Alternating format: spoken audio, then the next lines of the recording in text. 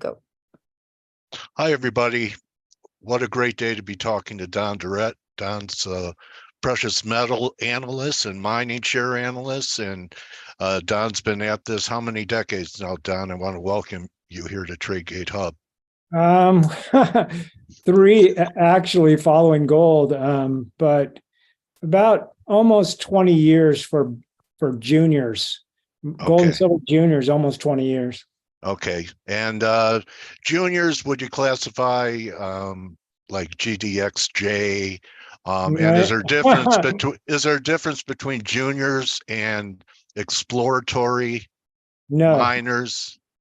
Basically, yeah. So I actually wrote a book, How to Invest in Gold and Silver. You mean this one, Don? Oh, beautiful, beautiful. Yes, okay. I just updated it. The 9th edition's coming out. Okay. You can see there are 94 reviews, almost all 5 stars. So people really like it. But so I wrote that book because there wasn't anything out there on how to really analyze gold and silver mining stocks. So, you know, I created my own definitions in that book. You're prolific as I scroll down. I've written a lot of books. A lot of things, you know, and we have a lot of things in common. Yeah, and you know what's interesting? We can talk about how I got into gold and silver. It's kind of a hot story. I'd like to hear about it. Back to the juniors. So I actually group juniors in. I think I break it into like 7 juniors into 7 groups. I break it all up, right? But basically, if you have your majors, I have my own definition. So for me, major is it has a market cap above 3 billion. A lot of people define them as how much production they do, 500,000 ounces or more. But Newmont qualify? What? Newmont qualifies as a major. Absolutely. Any company that has a market cap of 3 billion, I stick in the majors. Just because if a company has 3 billion, you know, there's a strong company. And once you get to 3 billion, I'm always looking for a big upside. Your upside starts dropping. And there's not that many above 3 billion. Okay, so mid-tiers, what I consider mid-tiers, a lot of people consider juniors. I basically, once a company produces 80,000 ounces, now for majors, I do market cap, but for mid-tiers, I actually do production. So once a company produces 80,000 ounces a year, I consider them a mid-tier. And then if you're not a mid-tier, you're a junior. So it's that easy. Major, mid-tier, juniors. But then juniors, I break into like, you know, about 7 different categories. So now I own this one. What's B2 Gold for you? I think they're a major. If they've come down a little bit. Do we have a market? Let me look on my side. I don't have you know, market cap. You know, I traded it from you know, I have a lot of friends in the business, and it was paying a 4% yield down here. Right. So you got paid to wait. Yeah, I was a little bit negative on B2 Gold, but recently I've changed my tune on it. I think it's a pretty good. Yes, I have it as a major. Yeah, 4.3 billion. Okay. They got a market cap of 4.3 in their major, and they're a good dividend stock. I was a little bit negative on them as far as their location risk. I didn't think it was kind of in the group. So if I look at income stocks, you know, they're mostly going to be mid tiers and majors, of course. But you know, one of the things that's important for me on an income stock is quality and risk. Those are important. I mean, if you're going after income, you want to make sure you have a pretty good risk, right? So I thought B2 Gold risk level was a little bit too high, but I've changed my tune, and I think that they've diversified enough to where they can fit into a portfolio of looking for income and growth. Okay, you know, you bring it up, Don, that a lot of people don't consider the geopolitical risk of where mines are located. And where it's happening, like, for example, you know, what's going on in Peru right now, where you could end up nationalizing mines. And in your picks to avoid those, you never really can avoid anything 100%. But is it mainly North America that you feel comfortable owning miners? Yeah, in my book, I group risk into four levels. And the lowest risk is definitely North America, which would be the US and Canada. And then the other country would be Australia. Those are kind of the three that are somewhat, in the US, you got to be careful, especially on development plays. It's been getting more difficult to permit projects in the US. Alaska, Pebble basically probably won't get permitted. Hecla's having trouble permitting in Montana right now. So, you gotta, in the US, you gotta be careful on the location, state by state sometimes. But if a company is producing in the US, it tends to not have problems, right? I think so it's just from a jurisdictional standpoint, companies already produced in the US, I'm somewhat comfortable there. But I like Canada and Australia. That's my kind of my upper tier. Then the next tier down is your moderate risk. And then after that, it gets really dicey, right? You got high risk, and then you got extreme risk. Okay. So even the moderate risk countries today are becoming extreme. The moderates, like Mexico is a moderate risk. So even Mexico, a lot of roads they still have a lot of issues. You can't, depend, it's not a mining friendly country anymore. Right now, it's difficult to permit under open pit mines in Mexico. I've talked to some CEOs that say this year it's impossible to get an open pit permit. So Mexico is not really mining friendly, but I consider it moderate. And then you've had, like, Equinox has had trouble with one of their mines where they blocked roads. So, everywhere in the world, how about South Africa with all the political unrest? South Africa is an extreme for me. Okay. This Goldfields is South Africa. Yeah. But Goldfields has diversified. They're not completely in South Africa anymore. Okay. As a matter of fact, they might have got completely out. By trying to buy, but they let go of the Yamana deal, right? Is that what they were trying to do? Diversify? No, they didn't let go. They got a higher offer. Agnico offered them more. I see. So I'm looking at Goldfields right now because I know that they did some diversification out of South Africa. Only 10% of the production is in South Africa now. Oh, that's okay. Only 10%. Yeah. I think it's a very good Goldfields is a very good dividend income stock. Okay. So South Africa is, for me, is kind of an extreme. I avoid it. So all the extreme ones I avoid, right? But again, getting back to your point, North America is kind of these places that are somewhat mining friendly. No location, no company, no gold, silver mining company can you consider low risk. They're all moderate to high, and they're all hit and miss because you just don't know if a company's going to have trouble if they have multiple mines at one mine, or the gold price could go down in a single year, the volatility. But these are for speculators. They really are. Okay. So what kind of percentage of someone's portfolio would you consider appropriate for spec stocks like gold? Well, 10%? Zero, unless it's an area you're comfortable with. Otherwise, you stick with physical gold and physical silver. If you're not somebody that likes volatility, because you're going to get it. If you own miners, you're going to get volatility. So this is for people that are really after big gains. I mean, even a company like Barrick and Newmont are probably going to be 300% returns, say, over the next 3 years. I mean, these are companies that are going to outperform Google. These are high performers, but it has that kind. If it has that upside risk, for instance, gold, the chance of gold going, we're going to talk about this. The chance of gold going to $2,500 is pretty high. You go to $2,500 gold, and Newmont and Barrick are suddenly printing a lot of money. I mean, free cash flow is really starting to pop. I mean, so especially if energy prices stay down, that's one of their highest inputs, isn't it? Yeah, if energy prices don't go up, I mean, that just right. If they stay down, the margins I wouldn't call $80 gold oil down. It's still high. But we're paying, where I live, it's still $4 a gallon gas. That's still high. 10 gallons is $40.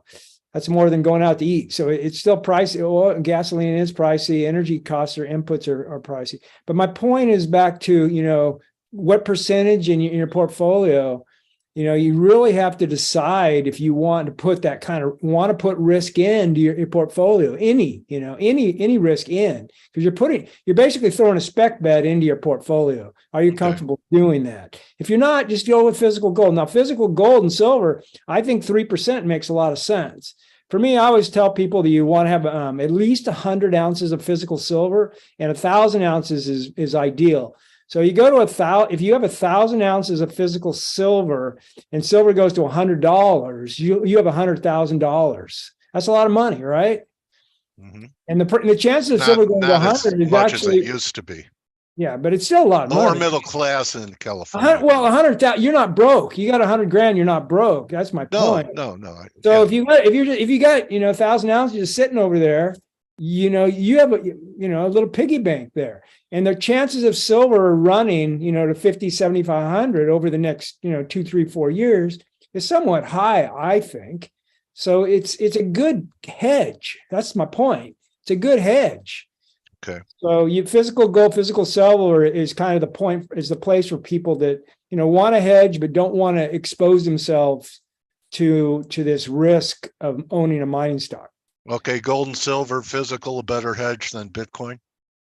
Absolutely. Yes. Much better hedge. I love Bitcoin. Great. I own it, but we don't know what Bitcoin's going to do. Nobody does. We know gold and silver going up, right? I mean, that's my gut feeling. They're going higher here. So much better risk. We don't know that Bitcoin's going higher, but my feeling is that, if you don't own any Bitcoin, you are actually taking the risk. It's a really odd asset because it's new, it's revolutionary. We don't know what's going to happen with it. But if you're avoiding Bitcoin, you're taking a risk, in my opinion, because the potential of Bitcoin going much, much higher is a very high probability outcome. So that's been my feeling since 2016 when I first looked at it. And is so it a hedge against taking a risk by ignoring it, even though it's high, even though it's not a hedge. That's why I say. Well, you're not letting me finish my sentence. Is it a hedge? Is it a hedge from CBDCs? Oh, there you go. No, that's not. You need to look at Bitcoin from the standpoint of opportunity. Of opportunity potential. It's a strange asset. Now, let's say I'm talking about people that have portfolios. Let's say you're an investor and you have a portfolio of at least 50,000. If you're sub 50,000, then Bitcoin is kind of a, I'm talking about people that have portfolios where if you say 50,000 and above, you got a portfolio of 50,000 and above, that portfolio is your retirement fund. And so if you don't have any Bitcoin in there, you're taking a risk that you're not basically investing correctly. Because I like the portability. I like the portability aspect of it, where you could memorize 13 words in your head and your net worth travels with you. And I'd get a hernia carrying my silver coin bags across the border. I agree with you. That's a whole different conversation about the benefits, of Bitcoin, why it works, why it's going to work. That's a long one, right? I know diamonds and gemstones saved a lot of people's lives. Yeah, I just wanted to talk about it in terms of profit potential. Why own it? Why own it? Okay. Not the why it works, why it doesn't work. That's a different kind of story. But it comes down to, like I said, you have a portfolio of $50,000, $100,000, $500,000, and you have no Bitcoin in it, right? Right. Bitcoin is probably potentially, I didn't say it is, but potentially the best asset on the planet. So if you don't own the best asset on the planet, I mean, you're just making, it's like not owning any physical gold for hedging and not owning any Bitcoin for upside potential. Not so much risk, not so much hedging. It's more of a, I got to own it because I got to own it kind of attitude.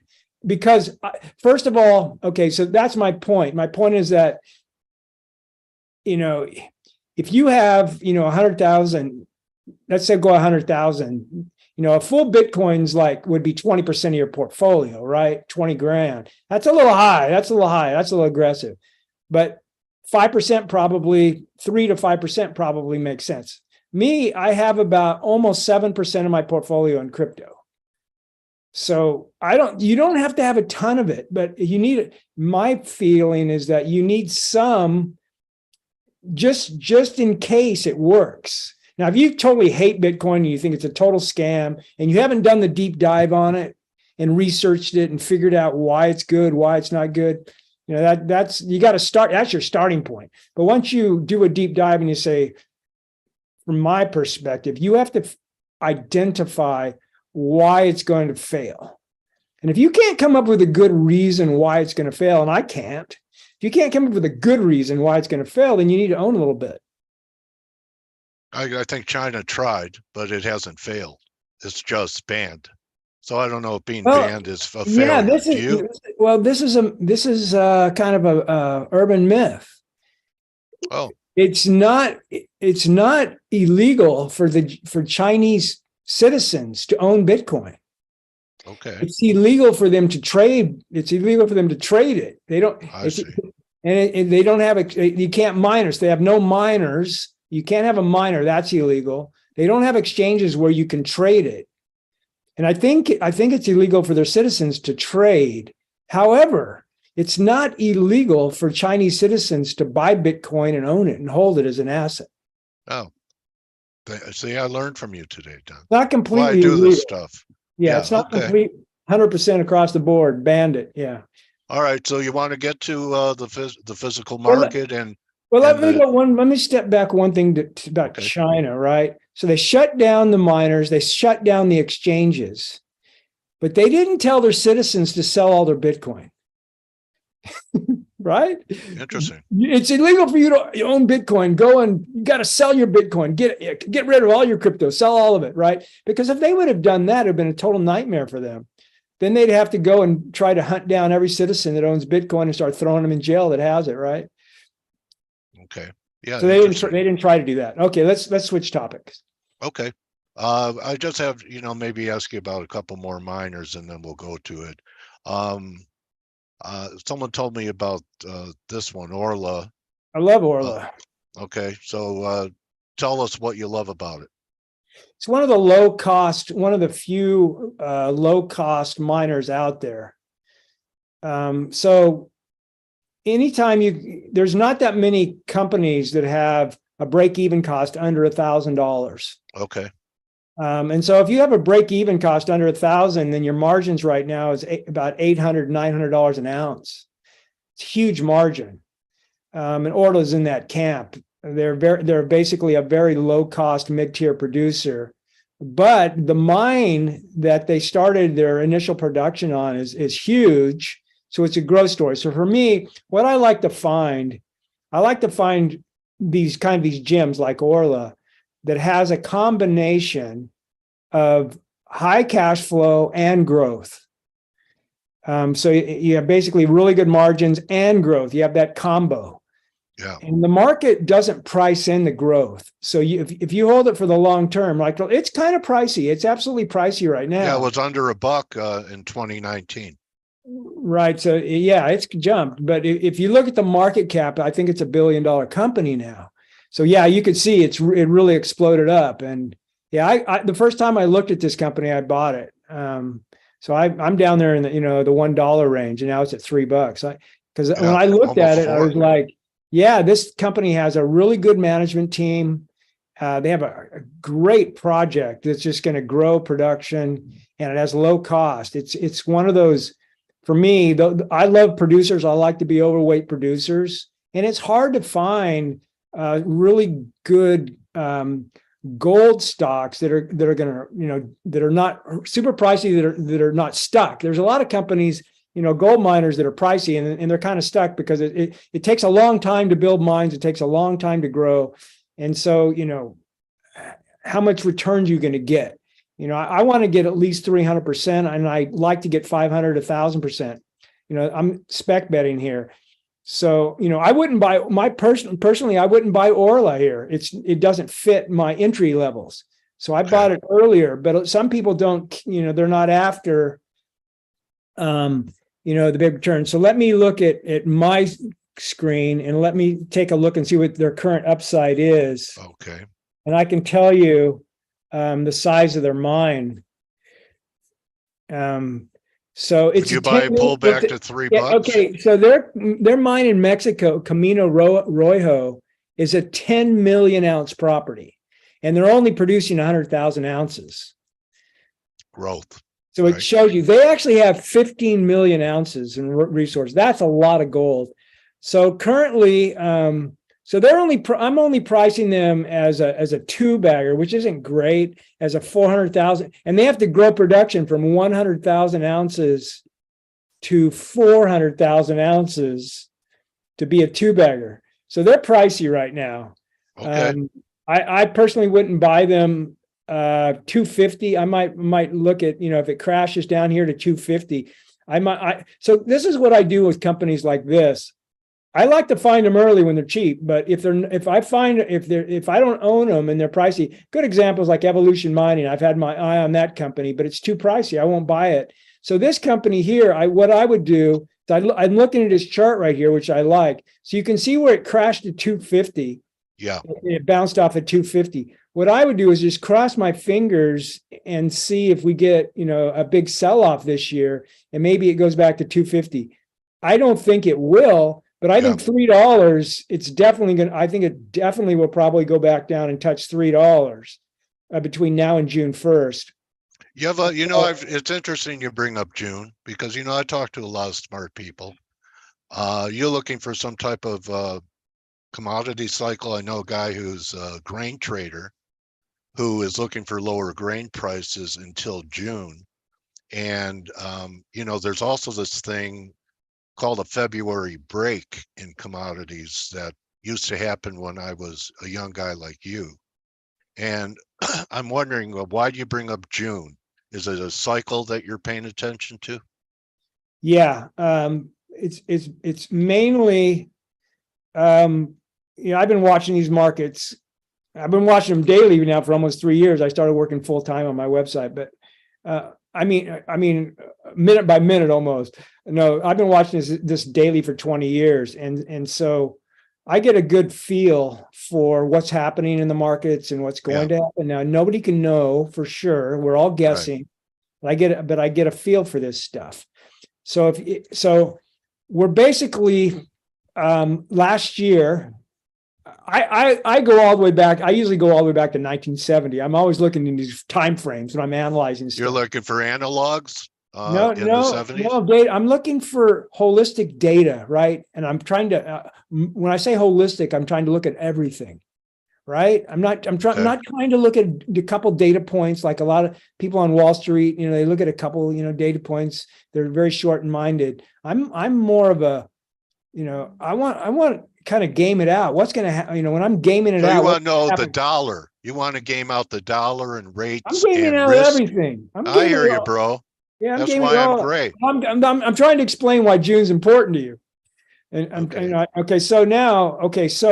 I'm just going to back it up 1 year. Let's just go back and look at last year, right? So last year, in January of last year, I was looking to see, what's going to happen with gold and silver and what's going to happen with the markets. And gold and silver did nothing. I mean, this is a year ago. So we got to January, gold and silver basically did not break out, because in January is usually a very important month for gold and silver. if it doesn't do well in January, Here's then January. it's probably going to have a bad year. So we got to January, and gold and silver didn't do anything. And I'm going, uh-oh. And then the market had started to fade in October of 2021. It started to fade. And so we got into January, and the market started going down.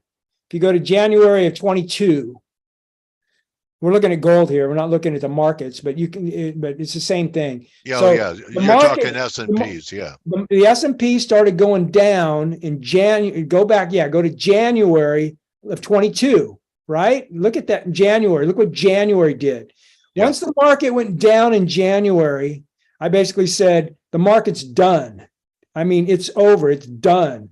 So the 4818 at that top, you look at that very top of your that chart there, it was 4818.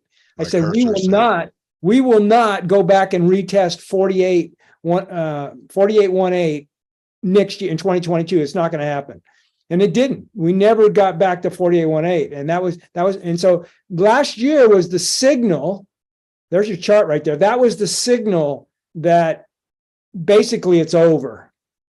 And now when I say it's over, I mean this run you go all the way back to 2009. So here we got 2019. So go ahead and extend that back all the way to 2008 or 7. Can you do that? Yeah. Yeah, there you go.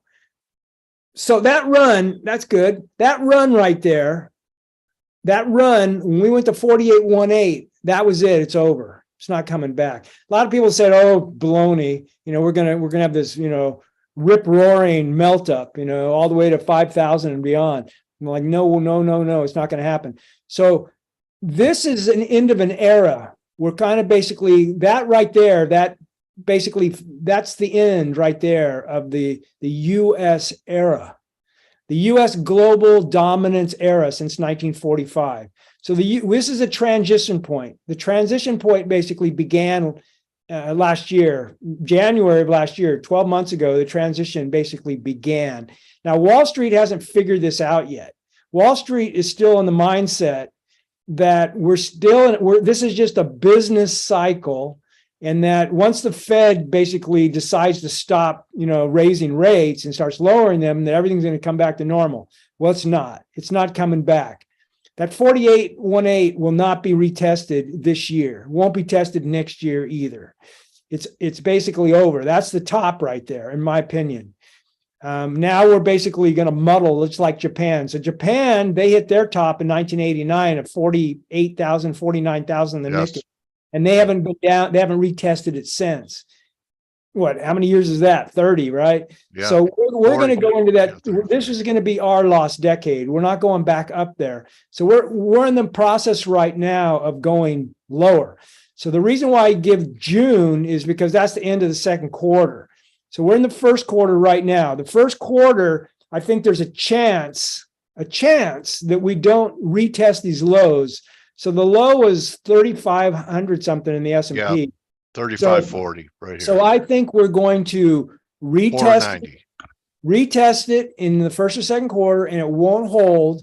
And then we're going to find out how low we go from there. Once we bust through that and bust below 3,500, I think that basically that's going to be the signal that Wall Street basically kind of throws in the towel and basically says, we're going to have a recession. Forget about this soft landing.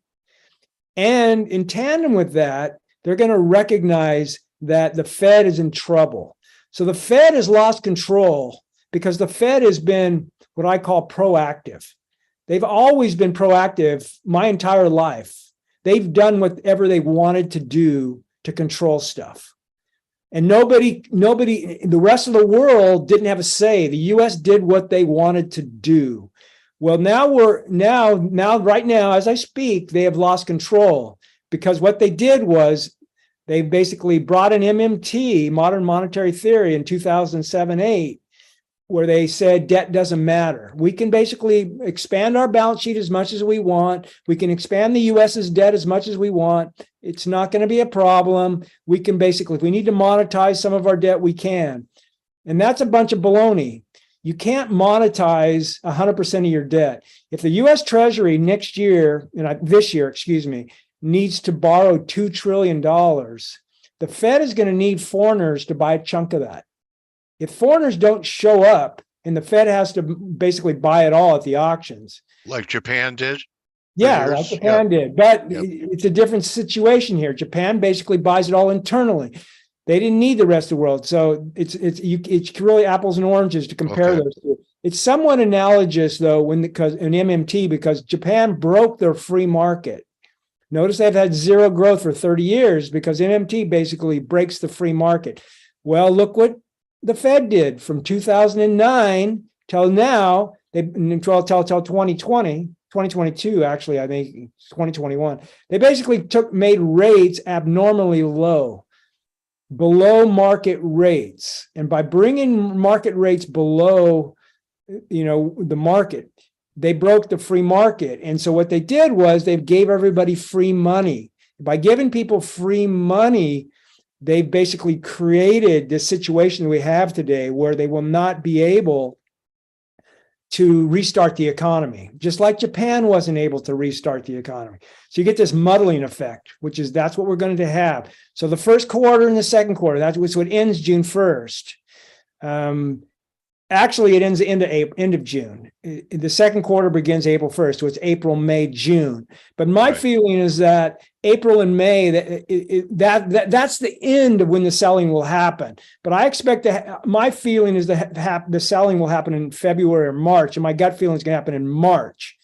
We're basically going to break through that low, that 3,500, 3,520 low. And then once we break through that, then all hell breaks loose, and it's everybody realizes what I'm talking about, that it's game over time. And what's happening is, will gold and silver get caught up in the need to raise cash, or will it be insulated gold and from silver, right? So gold and silver have been ignored since the early 80s. You had a little bit of a move from 2009 to 2011. But it died in 2012 and 2013. Gold just totally rolled over because basically people started having faith again. Systemic risk basically started fading. In 2012, systemic risk started fading, and so gold and silver have never ever been something that people had to really think about. Warren Buffett has never thought about gold in his life. He hasn't. He did buy some silver, but gold, no. Physical gold, like in his portfolio, I think he did buy Barrick. So I can't say he hasn't ever thought about it in his life, because he did buy some Barrick gold last year. But my point, maybe Buffett wasn't the right guy as an analogy, but there are a lot of people on Wall Street, and I mean a lot, who don't think about gold. They don't think about physical gold. They don't think about gold miners. They never have. Through 2011, that even through that period, they didn't think about it. They only thought about stocks and bonds, right? So we are entering, and so gold and silver, by and large, have been neglected, underappreciated. And so once people are forced, I like to think in terms of. I'm just trying to think about this, Don, that the last crash we had, we have to say, was COVID, right? Even though we've declined this year, it really wasn't a crash. So this is what silver did during the COVID crash. Right. Okay. And gold did too, and the miners did too. So if you think there's going to be a crash in the market, aren't these assets going to come under pressure? But they're the ones to buy on the crash, not Apple, not Microsoft. Right. So this is what I've been saying since all of last year. All the way back to January, February of last year, is that gold and silver are trapped, and they will not break out until you get the capitulation selling on Wall Street. Okay. So, and that's what's coming. And that's what I say. So I'm always looking for the final sell-off in both the markets and in gold and silver. Now, thank goodness, I've always wanted the HUI, which is the gold miners index, to be above 250. 250 is my neutral line for the HUI. I want the HUI to be above 250 when the final selling comes, because if it does, then gold and silver won't get damaged. I don't want gold and silver to get damaged. And when I say damaged, I mean they get beat up so bad that it takes a year to come back. Now, Oh, you want like a 50% retracement or something like no, that? no. Not I even only that? want, yeah, I only want about a 10% retracement. Okay. And so we're currently at 250 on gold. There it is. We're at 250 on gold, right at the neutral line. So if we go down 10%, that takes us to 225. That for me would be ideal. If we only go to 225, gold will it'll bounce and it'll just take off like a rocket. Okay. But I think it'll go down more than that. 225 is like a possibility, but I think it's going to go down somewhere between 210 and 220. More like 15%. Okay, And but so hold these 180 lows, retrace. But I not don't want to take go. these up. I do not want to go below 200. Right. Okay. I do right. not. And I think it's going to I'll hold. write a letter to the ETF. That would be good. All so right, go ahead. HUI doesn't trade as an ETF. You can't trade it. It's just an index. But Oh, okay. All right. maybe there's an ETF that's identical. I mean, GDX is pretty close to HUI. They're very, very similar. If you want the HUI, you can do GDX. And you have GDX. Okay. But my point is that we've bounced off these bottoms in gold and silver's actually been a little bit stronger than gold off of the bottom. Yeah. So I think that like silver went to 1850, and I don't think there's any chance we're going to go back down to 1850. I think $20 will definitely hold. So silver is a little bit stronger off the bottom here. Now gold, 1619. I don't think we're going down there either. But 1720 is, I think, worst case. 1750. Yeah, you can bring up gold. So either one, it doesn't matter. I think that we're going to get one more correction in gold and silver when the S&P sells off. Now I'm just I'm waiting for that to happen, and I think it's going to be somewhere. For gold, why listeners should. Okay, here we're on gold. So if gold sells off 10%, so the market sell off 15%, which is my expectation. Yeah. Gold sells off 10%. That's $200. So that takes us to 1730. Yeah. It's a little higher actually. It's about 1740, I believe. And that's kind of where I'm looking. 1750, 1775 is where I'm expecting this sell off to go in gold. Okay. We've had this really big run here. And so I don't think we're going to get over 1950 here. And then sometime between now and before June 1st, we're going to see gold trade at a new low. Well, it's a low off of here, somewhere, between 1720 and 1780, somewhere like in there. Okay. I don't think 1800 will hold. I hope 1800 will hold. But the good news is that we're going to get a higher low. And that higher low is going to allow us to bounce. That sets up a possible Elliott wave 3, which threes that have fib extensions of 1. So if you had a $200 rally, wave 3 after 2 could be 320, 1.618, right? And that'll take you. Good point. And that'll take us up above $2,000 in gold. Right. You know why people should pay attention to you? Let me just pull this up. I think you'll like it. So when I was going through your stream today, Don has this, and silver was down $1 today, and I pulled up this chart, and it looks like it went right to where Don said it could on this arc right here. This is your tweet, right? So I mean, no, that's not my tweet. I think I've seen this though. I think I might have replied to it. Oh, but I didn't have my name on it. On Twitter, I'm Don Durrett, not Spider C. Okay, you just retweeted it then. Okay. Yeah, I just retweeted it. And so, I like that chart because it basically shows you that, silver's getting ready to go higher. Yeah. I like that. Here's my website. Yeah. Yeah. Anybody who wants a free trial, just send me an email. Oh, that's generous of you. All right. And that's www.goldstockdata.com. And look, if you've been listening to us banter back and forth, Don, you could tell that, I think we both have so much. Go ahead. Yeah. The lower right corner, it says contact us. Just use that link. Okay. Yeah. You could tell we have a lot to say. And I'll say this, Don. I learned some things from you today. And it doesn't take me longer than 5 minutes to know if somebody knows. And, I appreciate you sharing your insights and me just bringing up some random miners and you giving us your analysis about it and sharing the June scenario and everything. Thank you. Yeah, Great insight. The one thing that I've always realized when I first started doing this is that to make money in gold and silver and to make big money in gold and silver, the only way that it's going to happen is if the US economy basically gets into big trouble. You need, it's basically Exter's pyramid. The only way you get people to move down and to buy gold, the only way they really want to buy gold, and you're talking about, billions in dollars to move the price, 2,500, 3,000. The only way that it happens is if you get high systemic risk for people that want to sell their bonds, sell their stocks, and buy gold. People do not want to sell stocks and bonds. They want to hold them and make more money. Right. They own stocks and bonds to make money, not to lose money. So if they're selling them, that means they're losing money and they're afraid and they're like, where do I go to next? Okay, well, gold's a good place to hide.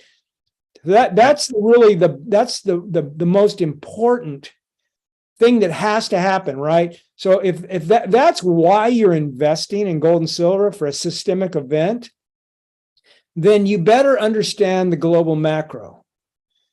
So I've studied global macro for 20 years. And for me, it's all about understanding global macro, and it's complicated, right? I mean, you got the best jigsaw puzzles. It's like the Disneyland of financial assets. Yes, exactly. And so going into this year, into 2023, I've never been more bullish for gold and silver because the global macro has never been in such a mess. Yeah. So, I mean, if we just look at the two biggest factors, right? Factor number one is the Ukraine war. So what did the Ukraine war do? It literally split the world in half. Yeah. I mean, half of the world now is basically in the China-Russia camp. Third world, a lot of emerging market countries, right? And those countries are splitting away from the US-European axis. That's a massive, massive historical trend change. Yeah. And in tandem with that has broken two pillars of the US economy. Pillar number one was cheap goods from Asia, cheap goods from China, right? Well, now that you've had this, this change, if you will, which is basically it's disrupted supply chains and it's disrupted energy. That's what's caused your inflation, right? The war in Ukraine caused inflation in tandem with the US, with the Fed printing money.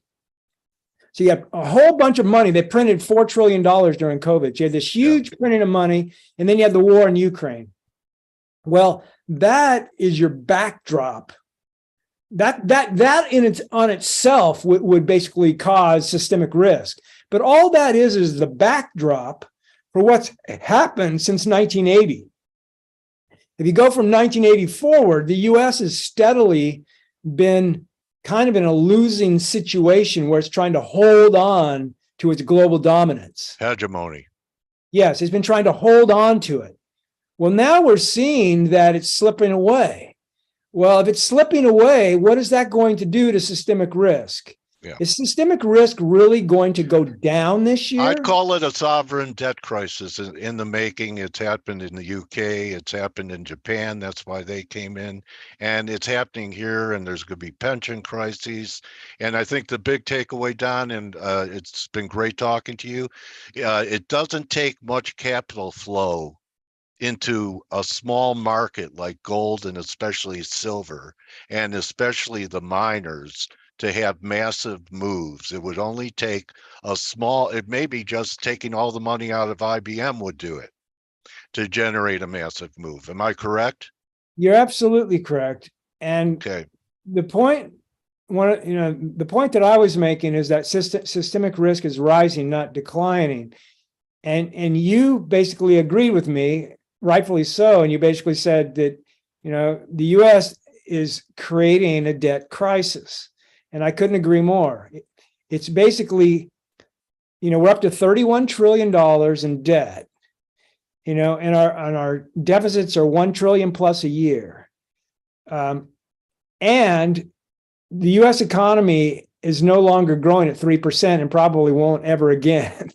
So, and the rest of the world is tired of us taking advantage of being able to print as much money as we want to print. And yeah, they want to de-dollarize. Let me ask you this. Do you think that there's a risk of bail-ins in the US? Absolutely. Not this year, maybe not next year, but we get to 2025, 2026, towards the end of the decade, as this debt crisis unfolds, I absolutely believe that bail-ins are coming. Bank of America and Wells Fargo, they have too many accounts, too much money for the FDIC to basically bail everybody out. Right. And so, they either, do bail-ins or they print money. Now, what it's going to come down to is, can Congress basically come up with enough money to bail them out? Then you don't get a bail-in per se.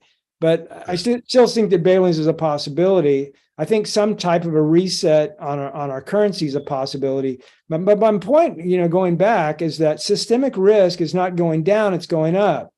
Exactly. And if systemic risk gets to a certain level, it's going to be really hard to stop gold from trending higher. Now, if I focus on mining stocks because I believe that this is the eventual outcome. If the eventual outcome is high systemic risk, then gold and silver go higher. The way that gold mining stocks and silver mining stocks are valued is at the current gold price. They're not valued at future gold prices. So this is where you can speculate. If you think that gold and silver prices are going higher, and this is what I do on my website, is that you can value these companies on forward gold prices and forward production and forward cost.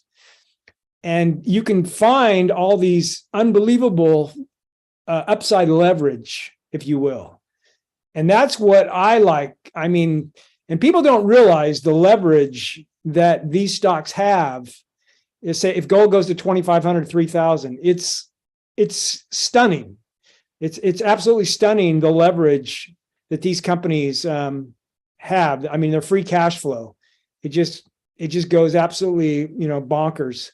Okay. I'll give you one example and this is just one example, and that's First Majestic Silver. Yeah, know it. So I don't care about this year's production. I don't care about this year's gold price. I don't invest for annual returns. I'm out in the future. What's going to happen down the road? And I like to go, 3 to 5 years. But with First Majestic, they have so much leverage because people are just valuing them at the current silver price. So they're very cheap. So they're valued at $2.2 billion today. But in 2024, their production is going to be, this is their forecast production of 45 million ounces of silver equivalent. Okay, so let's say that silver goes to $50 in 2024, which I don't think is that much of a leap, because once you get above $30, it's not going to take much to get it to 50 because of the technicals. Look at it right there. Right. So if you take $25, $50 silver, and let's say that we use $25 for the break even. So they're getting free cash flow of $25 an ounce. If you take 45 million times $25, it comes out to $1.1 billion in free cash flow, which is 50% of their current market cap. But right now, their free cash flow is like 70 million. So their free cash flow has the potential to jump from in 2023. Well, if silver prices don't go up this year, $70 million this year, and it's going to jump, I think that's 15-fold to 1.1 billion. But if you take 1.1 billion and you give them a multiple of 15, which I think is conservative, then that takes their market cap to $16.5 billion in 1 year. They're currently at 2.2. That's a leverage of a company that has a market cap of 2.2 billion. Well, just think of the leverage on some of these companies that have 100 million or 200 million. It's even Where higher. do you think that would take First Majestic? Up to 25, 30? Or are you talking 10 bagger on that? If we go to $50 silver next year, I think that would take it almost to $40. Okay. This one had a nice run. I owned it. I'm hoping to get back in it. You had a double. A lot of silver shares did not double like SILJ. Yeah. What do you know about Fortuna? Do you like it? Yeah, I like it a lot. So you're basically getting their silver mine for free, the one in Mexico, because they have 3 gold mines. You get actually 2 silver mines for free because they have 3 gold mines right now. They have one producing in West Africa and another one that they're building in West Africa. So they're going to have 2 big gold mines in West Africa. And then they have another gold mine in Argentina. So the gold mines alone are basically, they're undervalued. So you're getting their silver mines for free. So Fortuna looks really, really strong. So, I mean, it's not as leveraged as First Majestic is, but almost. I mean, silver and gold prices go up. The thing I like a lot about Fortuna is their costs are actually coming down because of their new gold mine in Africa. West Africa is a low cost mine. Their costs are coming down, which is great. And then they have production growth potential as well. And then on top of it all, their management team is excellent. Their management team is executed. I've followed them since, I don't know, 2005. I've followed them a long time. They have a really strong management team. They haven't made mistakes. They've been very good at execution. They grow the company. They look for opportunities. So yeah, Fortuna is a really solid play. You know what, Don? This is the most comprehensive, wide-ranging discussion, but the most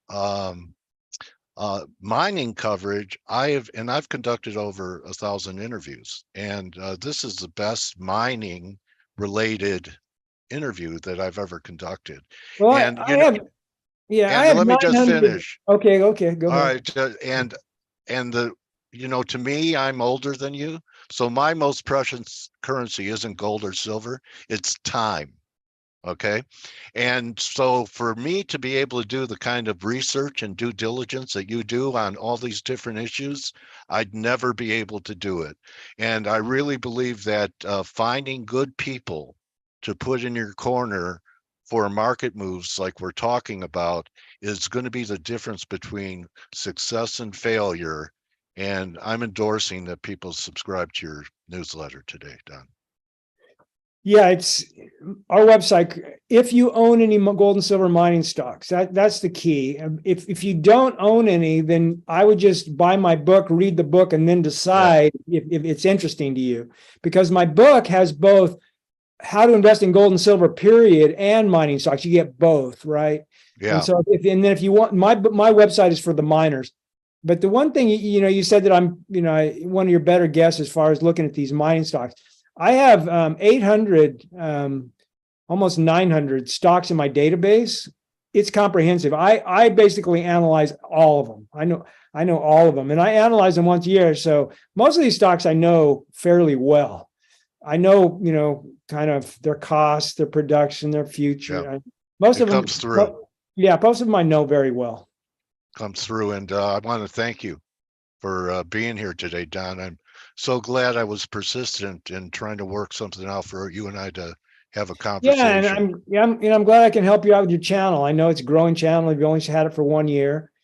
Yeah, you're a good interviewer. There's no reason why your channel can't grow. That's for sure. Thank you, Don.